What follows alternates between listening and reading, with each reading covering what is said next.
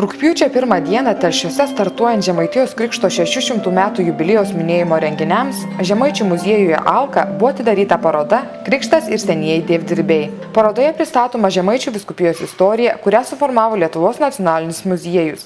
Šią istorinę dokumentinę parodą Alkos muziejus papildo savais, muziejuje saugomais autentiškais eksponatais susijusiais su Krikšto istorija, kaip ikonografiniais eksponatais, procesijų altorėliais, vėliavomis, spaudiniais, daiktais.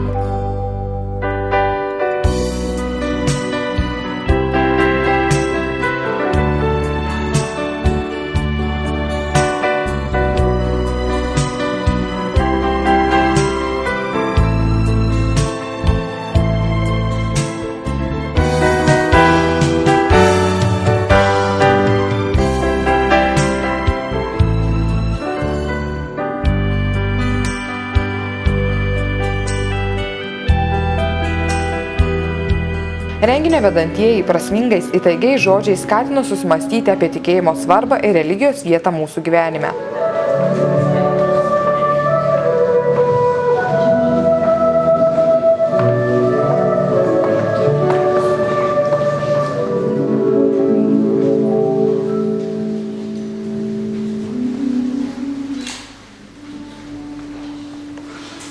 Dievas ateina pas mus. Per dalykus, kuriuos geriausiai pažįstame ir galime patikinti. Per mūsų kasdieninio gyvenimo dalykus. Tikėjimas užlieja protą, kaip džiaugsmas jį užtvindanti šviesa. Nuo tos akimirkos tik iš jos protas semiasi tvirtybės, padedančios įveikti visas kliūtis.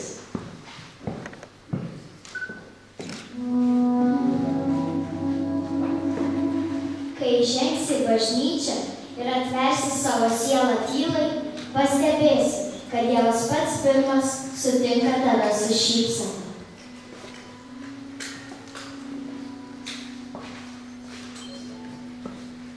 Maži dalykai yra išties maži, tačiau būti ištikimam mažuose dalykuose yra didelis daiktas.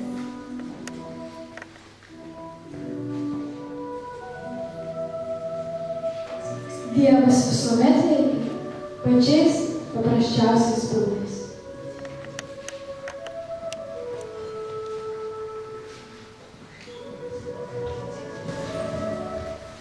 Religija ir kultūra įgalina žmogų pajusti sielos pilnatvę ir atveria jame žmogiškąją didybę, kurios jis nė nemanė turys.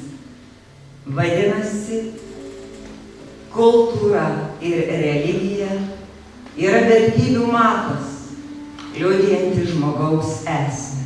Tarptautinių konkursų laureatė arfininkė Aistė Baliunytė susirinkusius pasveikino nuostabia arfos melodija.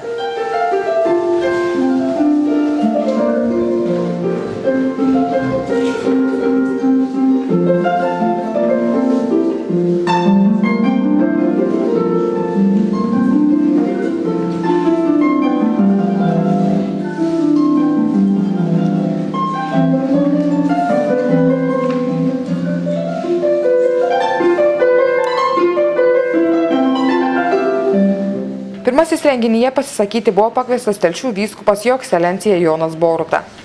Nuostabu, kaip galėjo vienas žmogus, Kapų žemaitis, įbrėžti tokias gilias vagas žmonių širdyse, sielos ir sąmonėje, kad pasikeitus ir epochom ir taip toliau, dar nespėti to įkvėpimo, ta mūsų kryždirbystė, kuri yra UNESCO saugoma, semiasi iš tų pačių šaltinių. Nes kitų naujesnių tų šventųjų gyvenimo knygų, kuriuose būtų aprašyti tie populiariausi, jau nebe vien iš Naujojo Testamento personažai, bet iš vėlesnių krikščionybės amžių šventųjų gyvenimai, kaip ir neturi. Kad viena kita išleidžiama, tai toli gražu, tai nėra tas, ką mes randame Valdančiaus raštuose. Taigi įsiskleidė ta prieš 600 metų sėta krikščionybės sėkla mūsų žmonių širdyse, būtent šitą kūrybą.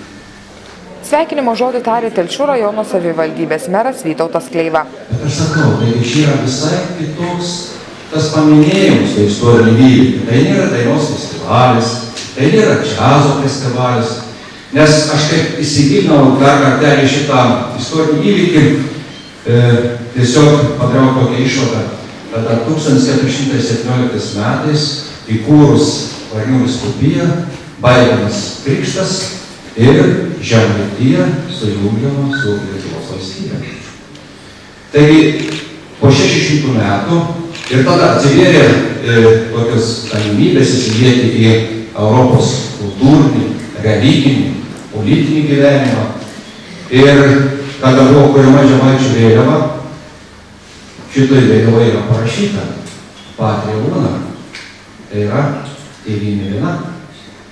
Taigi šį šventimą, šitas minėjimas, visos tos dienos, sakyčiau, yra tarsi dar kartą prisiliečiama prie tos vienybės, prie dvasingumo, prie tos bendrystės, kartu dirbant vyskupijai, Telšių savivaldybei, su Telšių žmonėmis, su bendruomenė. Muziejaus Alka direktorė Elvira Spudytė, pasakodama apie parodą, kalbėjo, kad joje pristatyti bus ne tik dievdirbių kūriniai, bet ir supažindinta su Žemaitijos istorija. O čia, šitoje salėje, tai yra pradžia antrame aukšte, į mus žvelgia 42 vyskupų portretai Žemaičių vyskupijos ir kita dokumentinė medžiaga papildyta unikaliomis Žemaičių bažnyčiomis, fotografijomis. Iš tikrųjų daro milžinišką įspūdį. Šitą istorinę medžiagą papildo ir Alkos muziejus saugomi eksponatai, kaip fotografijos iš Žemaičių kalvarijos, kur Jurgis Tiškevičius įsteigė Kryžiaus kelio stotis, įsteigė procesijas, vienuolynus. Taip pat negaliu nepaminėti ir Kražių kolegijos indėlio į Žemaičių vyskupijos istoriją, nes būtent Kražiai išauklėje daug kunigų, daug davė bažnytinei istorijai, Lietuvos kultūros istorijai. Na ir išskirtinį vietą užima Žemaičių vyskupas Motiejus Valančius. Muziejuje sukaupta senųjų dievdirbių 18–20 amžiaus pirmos pusės šventųjų skulptūrų kolekcija. Dalis šios kolekcijos pristatoma parodoje.